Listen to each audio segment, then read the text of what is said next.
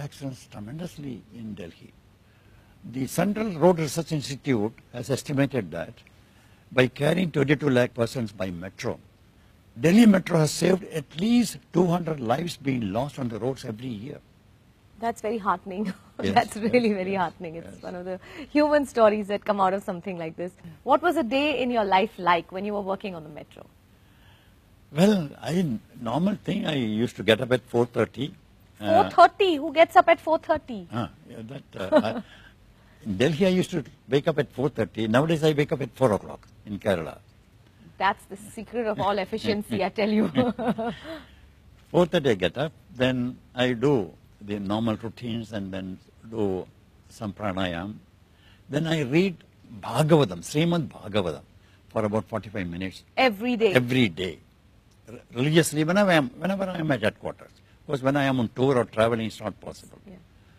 Then afterwards we have I do some yoga.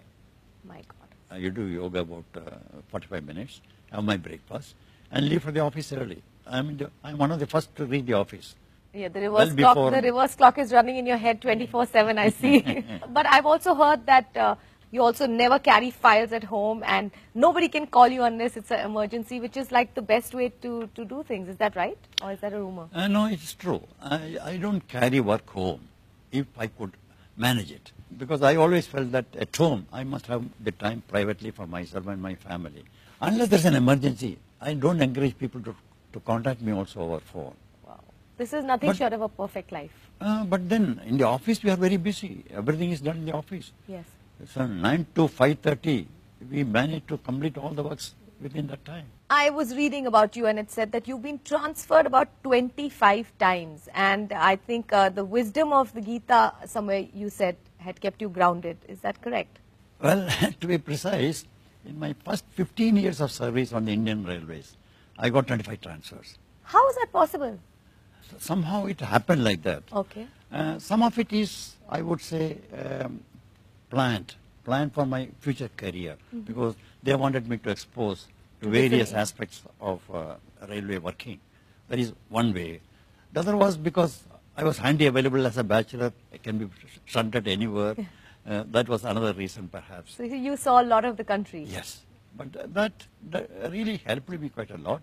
And it also helped me to evolve a philosophy that one should not take transfers as a punishment. So you actually converted the punishment into a possibility to understand and explore a little more. I won't call it a punishment. I would say it's an opportunity given. What is it about the Gita that inspires you so much that you read the Bhagavatam every single day? It gives practical tips how to solve the day-to-day problems of life. And that is what is required. In any professional life, there are so many problems coming up, and Gita helps you how to tackle these problems. That's going to inspire a lot of people out there to go and read the Gita if they haven't, really. I think it is required. Do you recall anything offhand that you read in the Gita that you still live with today? There is one sloga in Gita which is very, very appropriate and necessary for every doer, everybody.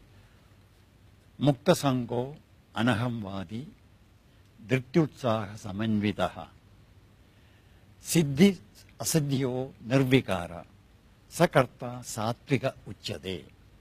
So if this was translated from Sanskrit to English, what would it say?